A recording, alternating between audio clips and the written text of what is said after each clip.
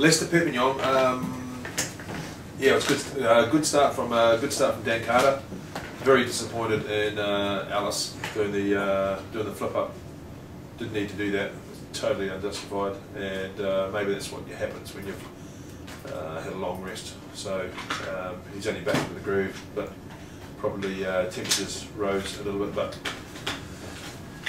Dan Carter had a good start. Missed a couple of goals which I felt he should have got, but I think the Perpignan side's actually a good team. Have they got a chance to still qualify? They're on 9 points now. I think they're a little bit. They're going to have to get 2 bonus points to fit them on to get them down to 19 points.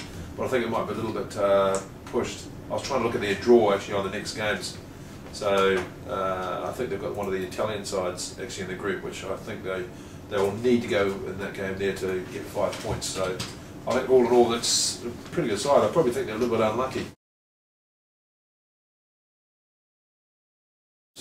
The Wasp guys here, there's 3 or 4 of those guys here who are not signing contracts. There's 5 guys here who have sort of stood down because they've been basically said sign the contracts. Yeah. Or else what do you make of that? What do you think's gonna?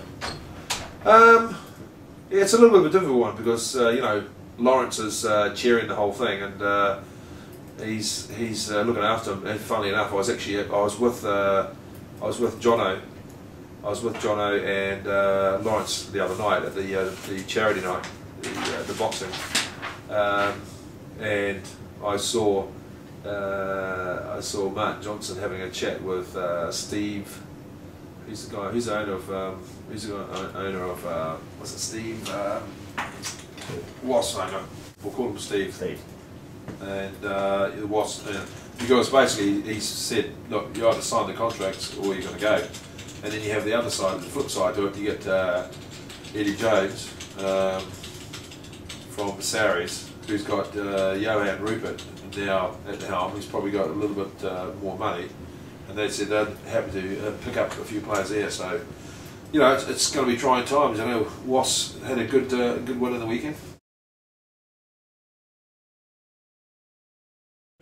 London Irish. Yeah, they're a good side. They're finally sort of the fruit is really sort of ripening now, and they're playing really. Is that good? That's good. So nice, yeah, it's actually. I think they're a good side. They seem to be. I saw Casey's interview. Very enthusiasm. There's a blend of youth and experience, which is always good in a team that's pushing the table. They've topped the big sides. It's about getting your home run right. There's always sometimes, having been here for like 10 years now, sort of watching the Premiership, there's always an indicator where the Premiership, you always pick out 3 or 4 teams that you know are going to be battling for relegation.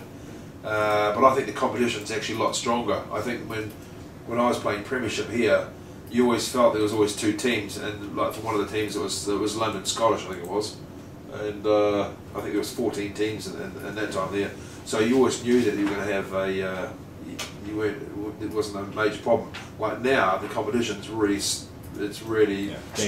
Game in, game out. Yeah. So even like like Worcester, Worcester and then Bristol, drew on the weekend 20 all. So even battling at the bottom is hard to get out. And then you see on the flip side to it, you see Northampton play against Harlequins.